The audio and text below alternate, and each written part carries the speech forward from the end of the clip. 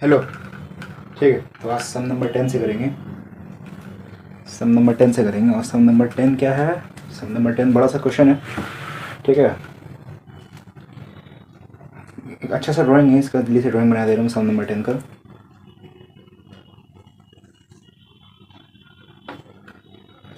एक force supply हो रहा है, 3 ब्लॉक है, एक ब्लॉक, दूसरा ब्लॉक, तीसरा ब्लॉक, और तीनों का मास गिवन है 2m m 2m 2m m 2m, और एक हॉरिजॉन्टल फोर्स अप्लाई हो रहा है यहाँ पे। ठीक है, हॉरिजॉन्टल फोर्स अप्लाई हो रहा है और बोला गया है कि ये सरफेस फ्रिक्शनलेस है, सरफेस में कोई फ्रिक्शन नहीं है। ब्लॉक का नाम है ABC और सिर्फ B और C के बीच में फ्रिक्शन, B और C के बीच में फ्रिक्शन है और कहीं फ्रिक्शन नहीं है। वो भी कितना फ्रिक्शन है? कोएफिशिएंट फ्रिक्शन दोनों के बीच में म्यू है, B और C के बीच में कोएफिशिएंट फ्रिक्शन म्यू है। और बोला गया है कि minimum value of force to prevent B from slipping is x mg by mu. ठीक है, x का वैल्यू निकालना है। ठीक है, सुनो एक बात को ध्यान से सुनो। तो पहले सोचेंगे कि let acceleration of total system be a. ठीक है ना? तो टोटल का मास कितना हो रहा है? पूरा सिस्टम का मास कितना हो रहा है? मास हो रहा है 5m, हाँ है ना? तो इसका एक्सेलेरेशन कितना हो जाएगा? फोर्स बाय मास, तो F बाई 5m। ये आया एक्सेलरेशन पूरा सिस्टम का, F बाई 5m। इसको नोट कर लो, इसको नाम दे दो 1।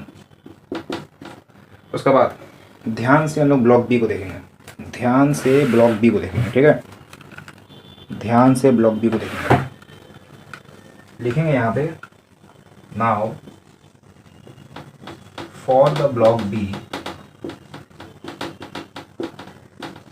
ब्लॉक बी को ध्यान से देखेंगे। ब्लॉक बी में कौन कौन सा फोर्स लग रहा है? ब्लॉक बी में ब्लॉक बी सी को धक्का दे रहा है। ठीक है, तो बी में एक नॉर्मल फोर्स लग रहा है।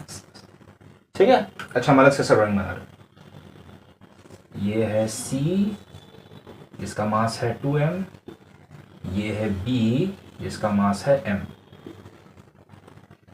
ठीक है, ये बी है, ये बी है, इसका मास है m। बी के ऊपर एक नॉर्मल फोर्स लग रहा है ड्यू टू सी इस डायरेक्शन में। तो पहले इसको निकालते हैं।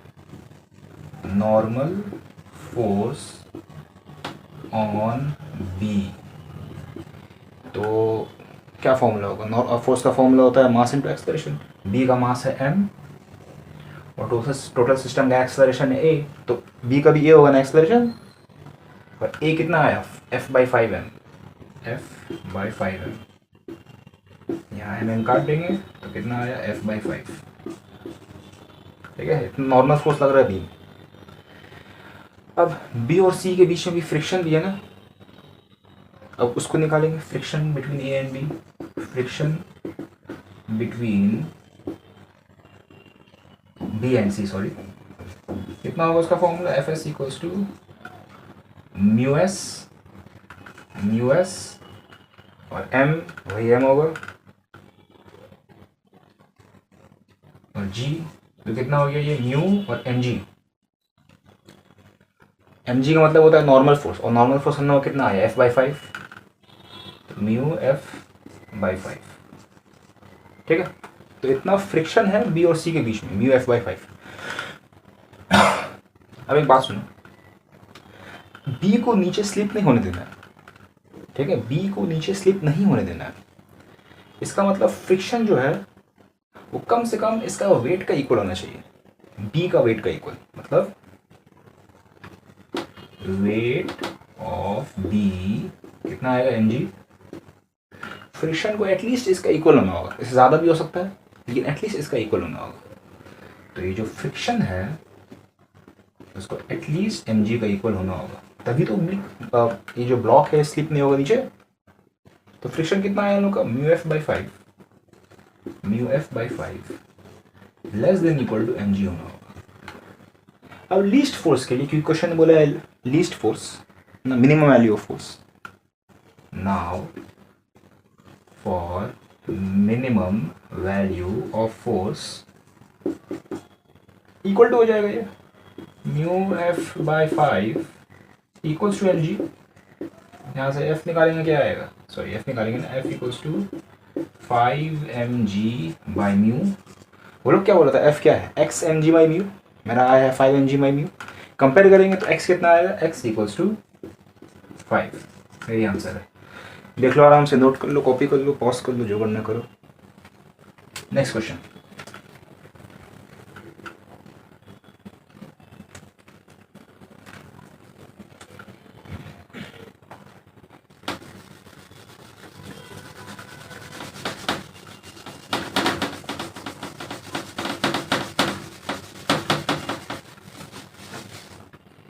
Next question number 11। नंबर 11 का ड्राइंग जल्दी से बना दे रहे। नंबर 11 में ऊपर में एक है और फिर यहाँ भी एक सरफेस है और फिर यहाँ एक ब्लॉक है, फिर यहाँ से एक स्ट्रिंग है, यहाँ से दूसरा स्ट्रिंग है और फिर नीचे ये लटक रहा है एक वेट, इसका नाम है, ठीक है ठीक है, इस ब्लॉक का नाम है बी, इसका वेट आई थिंक है डब्ल्यू ड्राइंग के हिसाब से। ये ब्लॉक का नाम है सी, इसका वेट है 60 न्यूटन। और ये वाला कुछ नहीं है, वो यहाँ टेंशन है T1, यहाँ टेंशन है T2, कहाँ है T2, ऊपर ना, और ये वाला एंगल दिया है 45 डिग्री। ठीक है, इतना सब बोल दिया है। ब्लॉक का वेट है 60 Newton, is placed on a rough surface, coefficient of friction between block and surface is 0.5, minimum weight of the block does not surface x in Newton, find the value of x। अच्छा, minimum weight of the block B so that the block C does not slip। ठीक है, C को slip नहीं होना है ना, C को slip नहीं होना है, समझ गए। चलो करना होगा इसको करना होगा इसको, चलो चलो चलो। ब्लॉक, पहले बात करते हैं ब्लॉक C के बारे में, ब्लॉक सी के बारे में बात करते हैं, ठीक है। तो सी में फ्रिक्शनल फोर्स कितना लग रहा है, चलो देखते हैं। Friction acting on C, frictional force का फॉर्मूला होता है F equals to mu N G. Mu यहाँ क्वेश्चन में दे दिया था ना, कितना दिया था म्यू, 0.5 एम जी तो 60 है भाई, एम जी तो 60 है, तो ये आया 30 न्यूटन। अब अगर सी को स्लिप नहीं होना है, सी को अपनी जगह से मूव नहीं होना है, तो जितना सी में फ्रिक्शनल फोर्स लग रहा है उतना ही T1 लगता होगा ना, ये तो अपनी जगह से मूव नहीं हो रहा है। तो since C is in its position,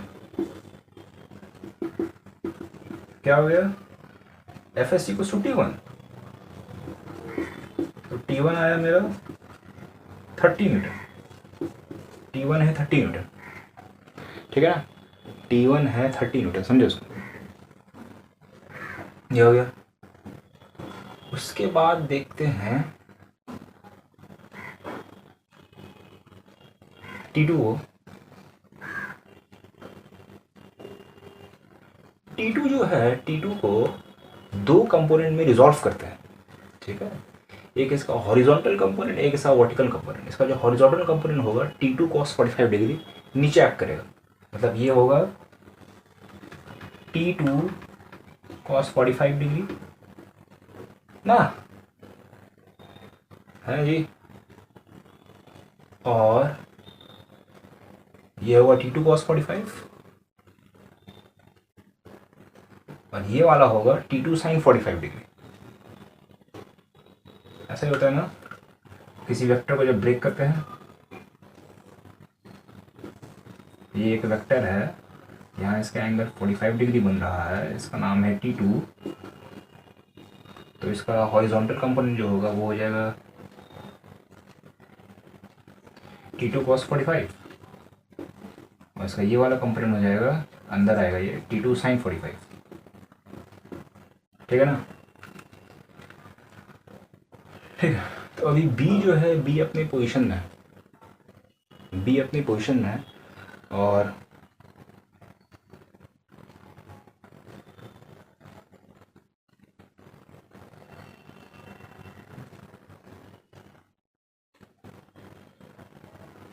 wait of the block B, block B का जो वेट होगा, ब्लॉक बी का जो वेट होगा उसको बैलेंस कौन कर रहा है? उसको बैलेंस कर रहा है T2 cos 45। ठीक है, देखो अगर ब्लॉक बी के बारे में बात करेंगे, फॉर द ब्लॉक बी, तो उसका जो वेट है W, उसको बैलेंस कर रहा है T2 cos 45। ठीक है, और एक जगह से देखा जाए जो T2 sin 45 है वो बराबर है T1 का,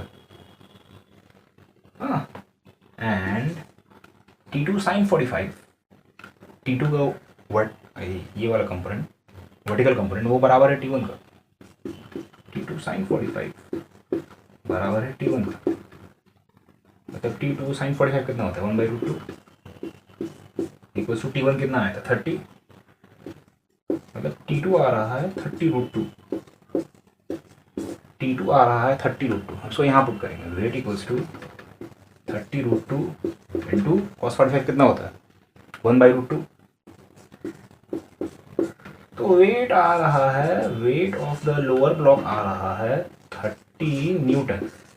मतलब क्वेश्चन में क्या बोला था, वेट कितना है 10x, तो x कितना आया 3, तो x कितना आया 3। थोड़ा कंफ्यूजन नहीं हुआ ना, हम फिर से बता रहे हैं एक बार। ये जो T2 है, T2 को दो कंपोनेंट में तोड़ देंगे, एक T2 cos 45 और एक T2 sin 45। T2 sin 45 जो है वो T1 को बैलेंस करेगा, T2 sin 45 T1 को बैलेंस करेगा, समझ आया? तो यहीं से हम क्या निकाले, थोड़ा आगे पीछे हो गया ना, कंफ्यूजन नहीं हो रहा तो एक बार वीडियो रिवर्स कर लो, पॉज कर लो, जो करना कर लो, समझ लो जरा सा। ठीक है, वहाँ से हम ये निकाले, तो x आ गया 3। चलो नेक्स्ट क्वेश्चन।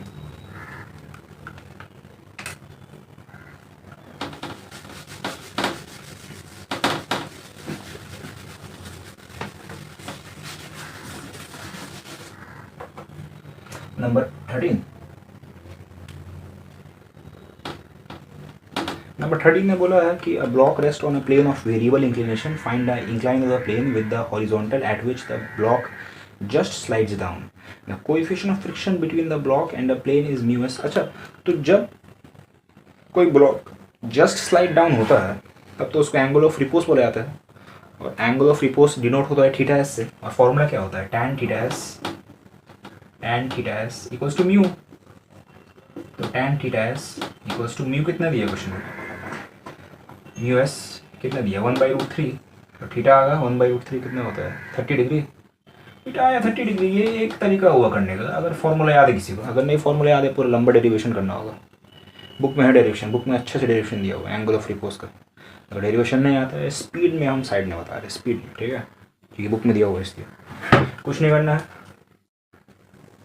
ये इंक्लाइन प्लेन है, यहाँ पे ब्लॉक है, इसका वेट mg डाउनवर्ड्स एक्ट हो रहा है, mg cos थीटा, क्या कर रहे हैं यार, ये हुआ mg cos थीटा, ये डाउनवर्ड्स एक्ट होगा mg sin theta, upwards act होगा फ्रिक्शनल फोर्स, तो यहाँ हो रहा है नॉर्मल फोर्स m, यही हो रहा है ना। अब ये स्लाइड डाउन हो रहा है, इट जस्ट स्लाइड्स डाउन, नीचे मूव हो रहा है। तो थोड़ा सा डेरिवेशन होता है इसका, छोटा सा डेरिवेशन होता है इसका, it just start sliding down. ठीक है, क्या होता है, फ्रिक्शनल फोर्स होगा म्यू एम जी, मतलब फ्रिक्शनल फोर्स हो जाएगा म्यू एम जी, मतलब नॉर्मल फोर्स इक्वल है एम जी कॉस थीटा का, mu M G cos theta, और ये अप्लाइड फोर्स कितना हो रहा है, मतलब डाउनवर्ड फोर्स कितना हो रहा है, एम जी साइन थीटा। दोनों को इक्वेट करेंगे, M ji sine theta equals to M G mu M G cos theta. तो बहुत कुछ कटेगा, एम जी कटेगा, तो यहाँ से म्यू आ जाएगा tan थीटा। ठीक है, ये थीटा एंगल है, तो ये थीटा एंगल है ना, और ये वाला भी थीटा एंगल हो जाता है, तो ये फॉर्मूला आता है। दोनों को इक्वल कर देंगे, फ्रिक्शनल फोर्स को और उसको डाउनवर्ड फोर्स को इक्वल कर देंगे, यहाँ से हो जाएगा। अच्छा, फ्रिक्शन का सम नंबर 14 से स्टार्ट करेंगे। ठीक है, फ्रिक्शन का सम नंबर 14 से। सम नंबर 14 क्या बोला है, सम नंबर 14 के लिए एक ड्राइंग बनाना होगा। ठीक है, सम नंबर 14 के लिए एक ड्राइंग बनाना होगा। बोला गया है block of mass 0.05 and placed on a rough horizontal 50 degree incline, ठीक है, जो भी है नंबर 14 इंक्लाइन प्लेन है। इंक्लाइन प्लेन में एक ब्लॉक रखा गया है, मास दे दिया उसका, और 15 degree incline plane it start sliding down without acceleration. जब उसका इंक्लिनेशन 15 डिग्री था it started going down without any acceleration. तो यहाँ से ना कोएफिशिएंट फ्रिक्शन निकाल लेंगे। याद है एक फार्मूला बुक में ये फार्मूला दिया हुआ है कोएफिशिएंट ऑफ फ्रिक्शन का। 15 डिग्री में नीचे जा रहा है ना, मतलब angle of repose is 15 degree, इसी को बोलते हैं एंगल ऑफ रिपोज। और एक फॉर्मूला क्या था, tan of angle of repose equals to coefficient of friction. Coefficient of friction आ गया मेरे पास tan 15 डिग्री, ठीक है। कोएफिशिएंट ऑफ फ्रिक्शन आ गया है tan 15 डिग्री। उसके बाद क्या बोला सेकेंड केस में, inclination is then increase to 30 degree, what would be the acceleration. तो ये बहुत कॉमन सेंस वाला बात है।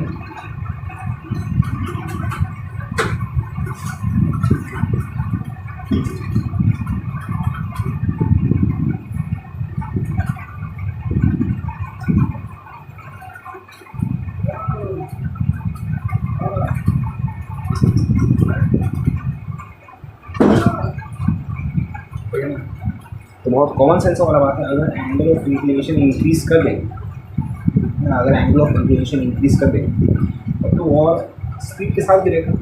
चलो, तो अगर एंगल ऑफ इंक्लिनेशन हो गया है 30 डिग्री,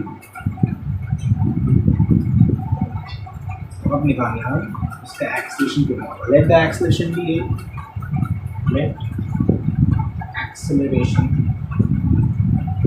बी ए। इसका अगर इक्वेशन ऑफ मोशन बनाएंगे तो क्या होगा, इसका इक्वेशन ऑफ मोशन, इसका नेट मूवमेंट हो रहा है डाउनवर्ड्स, ठीक है, इसका नेट मूवमेंट हो रहा है डाउनवर्ड्स। और कौन कौन सा फोर्स लग रहा है इसमें, एक तो एम जी साइन थीटा डाउनवर्ड एक्ट कर रहा है, तो यहाँ एक्ट कर रहा है एम जी साइन थीटा, और एक फ्रिक्शन एक्ट कर रहा है उसको अपोज करने में। उसका इक्वेशन ऑफ मोशन क्या होगा फॉर द ब्लॉक के लिए, इक्वेशन ऑफ मोशन हो जाएगा g sine theta minus force of friction equals to m, यहाँ लिख रहे हैं इसको m ji sine theta minus force of friction. Force of friction का फॉर्मूला होता है mu R equals to M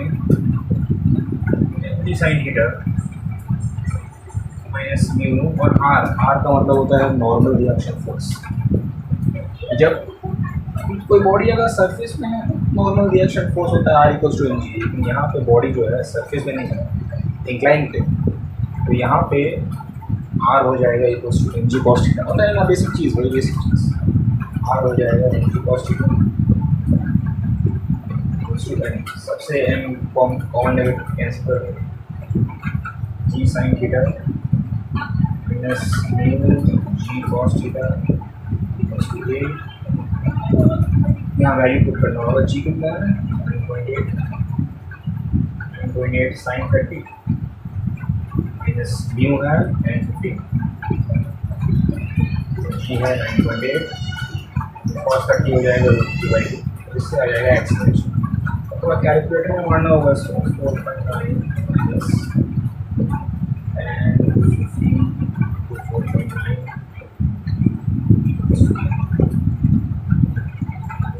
ठीक है। थोड़ा कैलकुलेटर करना होगा 4.9 माइनस,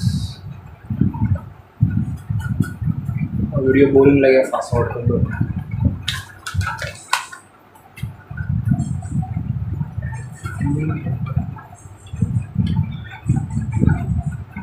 2.3 आ रहा है 2.27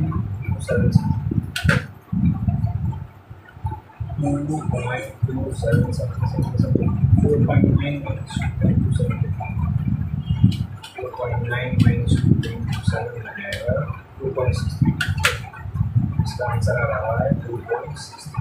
एक्सलेशन आया 2.63। समझ आया वाला सब देख लो आराम से, स्क्रीनशॉट कर लो, कॉपी कर लो, नेक्स्ट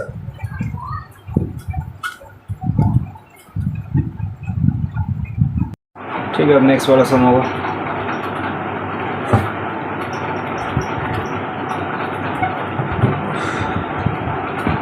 नेक्स्ट वाला सम number 15।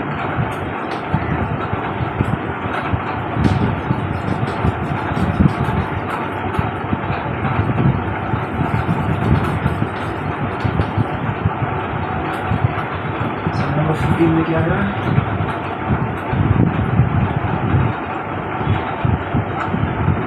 Body is in limiting equilibrium on a rough plane, inclined plane at 30 degree with the horizontal, and the inclination is increased to 45 degree.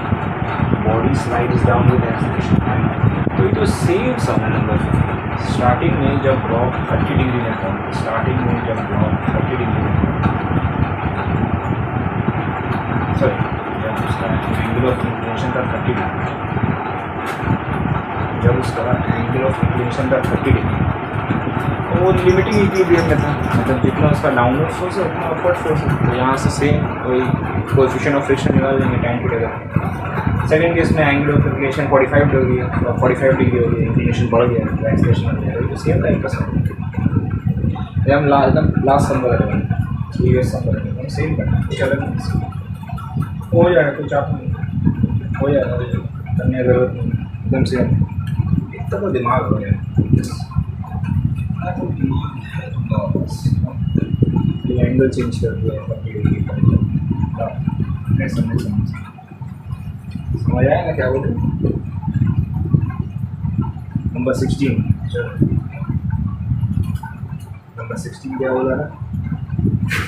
Body slides down from rest from the top of a 6.4 meter long rough inclined plane degree with the horizontal. Find the time taken by the block in reaching the bottom of the plane.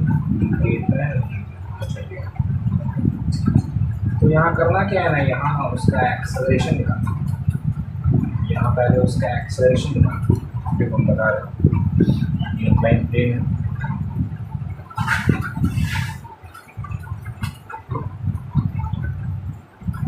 ये incline plane है, ऐसा नहीं होगा, incline plane है,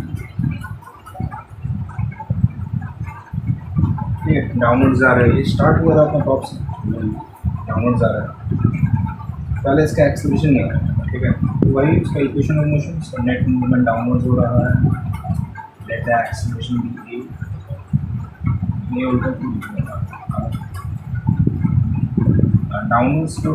downward force act करेगा mg sin theta, upward force act करेगा force of friction.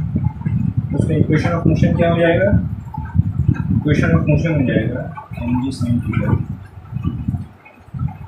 Minus force of friction equals to mg sin theta minus mu mg cos theta equals to g sin theta minus mu g cos theta equals to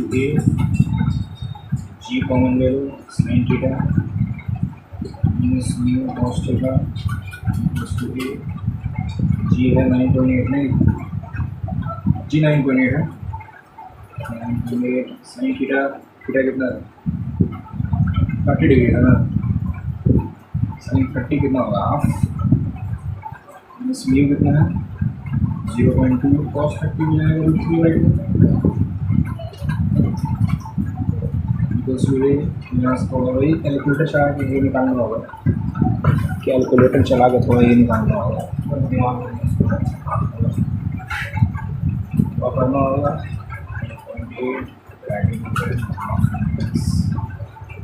0.123, अच्छा 9.8, 0.5 minus root 3 1.732 होता है ना, तो उसका decimal पीछे ला 0.173 ऐसे ही कुछ है 9.8 करना होगा इसको,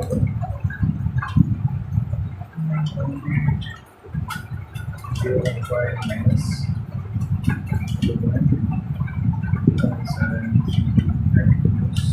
3 3.2 समथिंग, 3.2 समथिंग आ रहा है, एक्सेलरेशन आ रहा है, एक्सेलरेशन आ रहा है 3.2 समथिंग।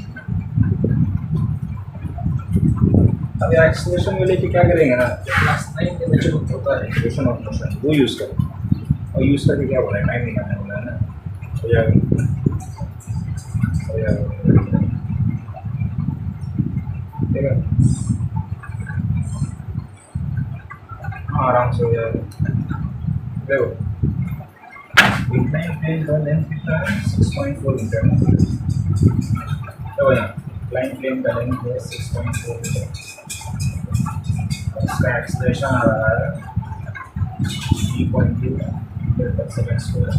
इनिशियल वेलोसिटी 0 था, टाइम निकालने का second equation of motion use करेंगे। थर्ड इक्वेशन अरे याद है ये चीज़, s equals to u plus half a square, 6.4 equals to half, ये तो निकालना सर क्या हो जाएगा, ये दिया है बी निकालना, स्क्वायर हो जाएगा 6.4 बाय 3.2, मेरा ख्याल से P2 है, इससे 3.2 तो 6.4 में टाइम लग रहा है 2 सेकेंड में, ध्यान देंगे ब्लॉक बस इनिशियल है, समझ आया सर। मैंने यहाँ से स्टार्ट किया, एक्सप्रेशन निकाले और फिर सेकेंड इक्वेशन ऑफ मोशन एकदम ईजी, ठीक है, इजी समझो। चलो नेक्स्ट सम,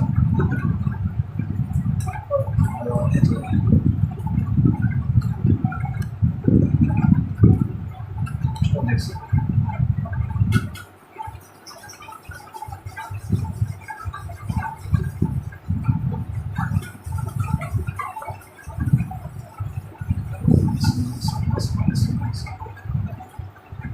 नंबर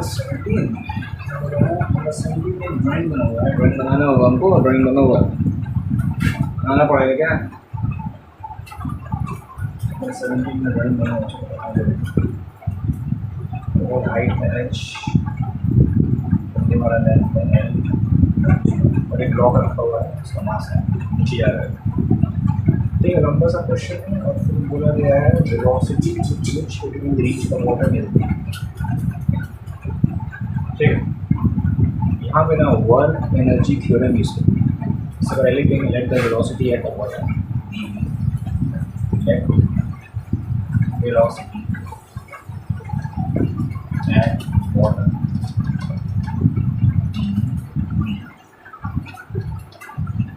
अब बोलता है ना according to work energy theorem, क्या बोलता है, change in kinetic energy equals to work done on the body, ये होता है ना, चेंज इन काइनेटिक एनर्जी का मतलब होता है final kinetic energy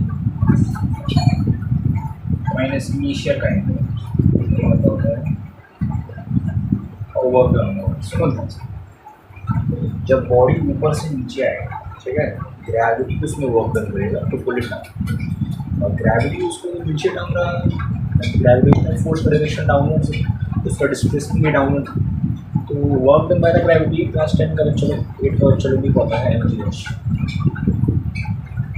minus friction, तो उसको ऊपर बोलना है, जाने ब्लॉक जा रहा है नीचे, फ्रिक्शन एक्ट कर रहे होता है, फ्रिक्शनल फोर्स को तो बोला है कि वर्क डन का फॉर्मूला होता है वर्क डन बाय फ्रिक्शन, वो होगा फोर्स डिस्टेंस, एक डिस्टेंस है ना, चलो फाइनल काइनेटिक एनर्जी हो जाएगा हाफ एम स्क्वायर, तो इनिशियल हो जाएगा हाफ एम जी, स्टार्टिंग में रखा ना G H minus G H, half M G square G H minus F K L, इसका हो जाएगा 2 M G H minus F K L, भी हो जाएगा रूट और डिस्टेंस, हो गया, समझ आया क्या किया। एक चीज़ याद रखना है, ग्रेविटी नीचे की चला, ये पॉजिटिव होगा ये नेगेटिव होगा, change in kinetic energy, starting में काइनेटिक एनर्जी 0 है ना, स्टार्टिंग में तो रेस्ट होता है, यहाँ कुछ होगा काइनेटिक एनर्जी, वेलोसिटी भी मान लिया, इजी समझे, समझे। सो नेक्स्ट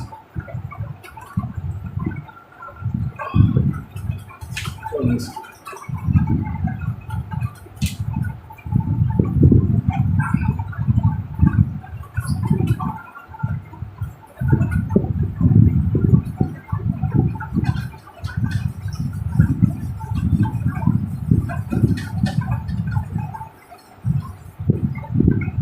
हम बोला देखिए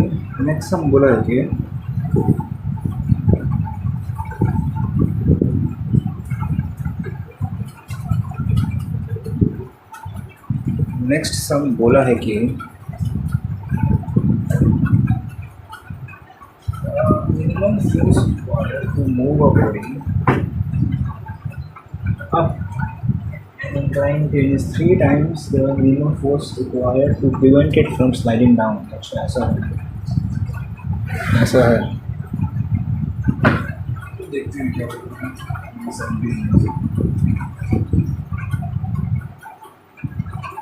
इंक्लाइन प्लेन कर दिया भाई ना, एक रिलेशन दिया है लोग, minimum force required to move a body up,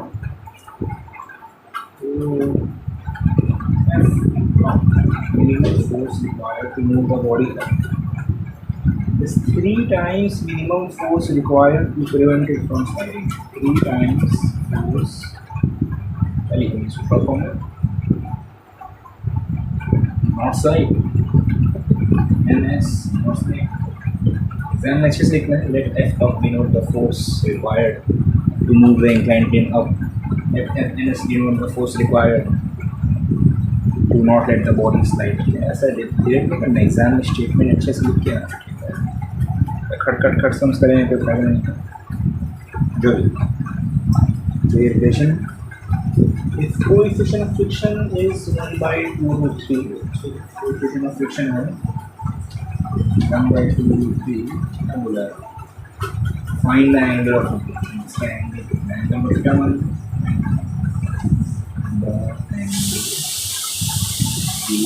ठीक है। फर्स्ट केस में बोला है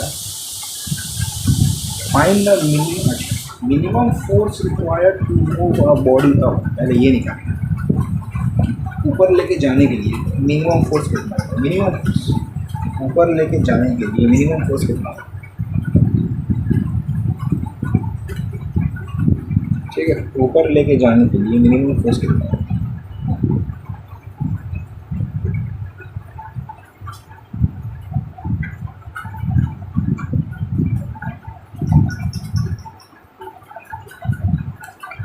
जब उसको ऊपर पुश करेंगे तो फोर्स यहाँ है ना, एम जी साइन थीटा डाउनवर्ड एक्ट करेगा और फ्रिक्शन भी डाउनवर्ड ही है ना जी, अरे है ना, उसको पुश ऊपर पुश करेंगे एनजी साइन थीटा तो हमेशा ऐसे ही एक्ट करता है और फ्रिक्शन भी यही एक्ट करेगा। फर्स्ट केस में इक्वेशन आ रहा है एफ ऑफ हो रहा है N G sine theta plus X, तो ये सिंप्लीफाई होगा एफ ऑफ इक्वल्स टू क्या ही सिंप्लीफाई होगा, मास नहीं गिरा, मास का कॉमन लेंगे N G sine theta plus F S को सिंप्लीफाई करके लिख देगा, फायदा होगा एफ एस होता है mu M G cos theta है ना, ठीक है ना, इसका नाम दे देते हैं 1। अब second case to prevent it from sliding down, अभी थोड़ा अजीब केस है ना, बच्चों को समझ में ये थोड़ा अजीब केस, जब बोला जा रहा है prevent it from sliding down, ठीक है, मतलब फोर्स इसका मतलब ये नहीं कि फोर्स अपर दे रहा है, उसको हमको प्रिवेंट करना है कि वो नीचे ना आए, नीचे ना आए मतलब वो नीचे जाना चाहता है, इसका अगर अलग से बढ़ना नहीं, ब्लॉक जो है नीचे जाना चाहता है, वो नीचे ना जाए, क्या आप अलग से क्यों बोले, फर्स्ट केस में फ्रिक्शन डाउनवर्ड एक्ट कर रहा था, इस केस में फ्रिक्शन अपवर्ड एक्ट करेगा, देखो ब्लॉक में नीचे जाना है बस ना जस्ट फोर्स दे रहे हैं कि वो नीचे ना जाए, फ्रिक्शन ऊपर ऐड करे, है ना, फ्रिक्शन जो है ऊपर ऐड करे, एम जी साइन थीटा हमेशा नीचे ऐड करते हैं।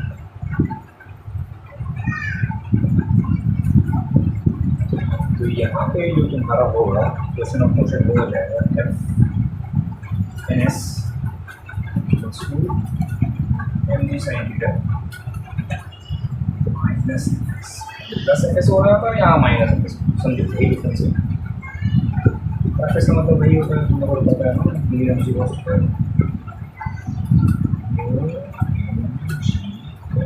क्या करेंगे इसको, वाला इक्वेशन में मतलब यहाँ तक इसको मिटा दें, नोट कर लो अभी वाला इक्वेशन में दोनों फोर्स को करते हैं टाइम के दिमाग से।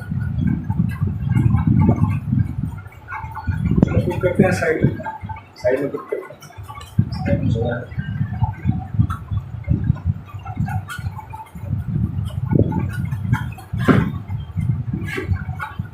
तो क्या हो जाएगा, एफ ऑफ कितना आ रहा है, M G sine theta plus mu M G theta plus mu M G cos theta equals to 3 M ji sine theta minus mu M G sine theta minus mu M G cos, क्या होगा bracket खोलेंगे, M जी sine theta plus mu M G cos theta M जी sine theta minus 3 mu M G cos theta. वहाँ फिर उसको 2 M जी sine theta हो जाएगा, इसमें यहाँ लाएंगे 4 एम जी cos theta, 4 mu M G cancel, tan theta ना भाई, साइन बाय कॉस कैन हो जाएगा, टैन थीटा हो रहा है, टैन थीटा हो रहा है 4 म्यू बाई 2, 4 म्यू कितना था, 1/2, 1/2 हाँ 1/2 goes to tan theta, to cancel tan theta 1/3 आ रहा है, theta equals to tan inverse 1/3, 30 degree theta आ रहा है, समझे ना क्या बोल रहा है इधर, इसको थोड़ा समझ नहीं आ रहा है, यहाँ फ्रिक्शन अपवर्ड है, तो करेंगे एंगल निकाल, समझ आ रहा है, कर लो स्क्रीनशॉट कर लो, डाल दो हमने से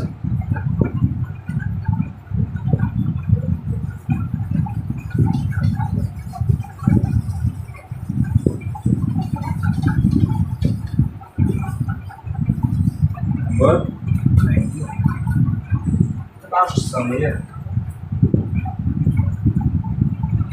क्या बोला है, if a body is sliding down an inclined plane having coefficient of friction 0.5, the normal reaction is twice that of the resultant downward force of the incline. Find the magnitude. So ये भी same type का है, चलो देखते हैं same type का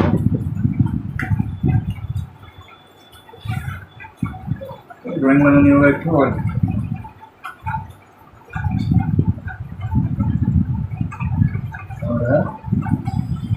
body sliding down, यहाँ भी सेम है, एंगल निकालना है, एंगल को थीटा मारने में तो स्टेटमेंट नहीं लिख रहे हैं, हम सीधा मैथ्स कर एग्जाम में स्टेटमेंट बार बार लेते हैं, एंगल ऑफ इंक्लिनेशन भी थीटा, ठीक है। यहाँ जो रिलेशन है normal reaction force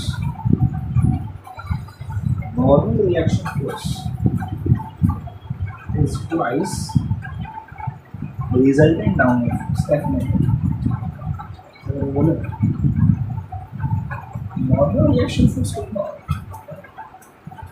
normal reaction force होता है R equals to M G cos theta, ये होता है ना भाई, R equals to M G cos theta पता है, अरे एस्टिमेट कितना होगा, अगर ये डाउनवर्ड्स जा रहा है, अगर ये डाउनवर्ड्स जा रहा है तो एफ नेट कितना, एफ नेट होगा जो हमेशा ऊपर है क्या बोलते हैं एम जी साइन थीटा डाउनवर्ड्स एम जी sine theta downwards friction upwards अगर नेट फ्रिक्स डाउनवर्ड होगा तो एफ नेट होगा एम जी sine theta minus F S बस दोनों को इक्वल कर देंगे। चलो इक्वेट करते हैं फिर एम जी cos theta plus two f net कितना एम जी sine theta minus F s maths करना m ji cos theta equals to two M G sine theta minus two f s मतलब mu M G cos theta